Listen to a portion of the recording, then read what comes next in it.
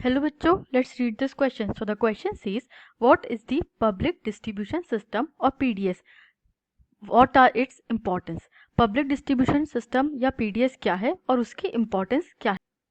The second part is, how does public distribution system or PDS ensure food security in India?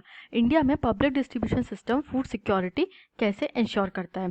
Let's see the key concept. So the key concept is food security system in India. अब जो India का food security system है, public distribution system उसका एक बहुत integral part है.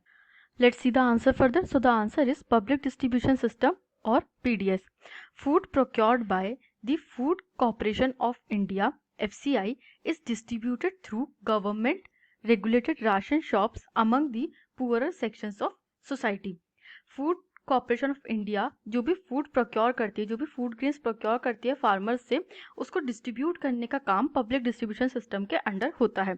Under the PDS, government of India has open more than 5 lakh ration shops all over the country to distribute food grains and other essentials at reasonable price. अब PDS जो system है, इसके under 5 lakh ration shops खोली गई हैं देश भर में, अराउंड 5 लाख राशन शॉप्स. उनका मेन फंक्शन यही है to distribute the food grains and other essentials at the reasonable price to the poorer sections of society. Let's see the importance of public distribution system. So the importance of public distribution system is it distributes food grain to the poorer sections at a reasonable rate.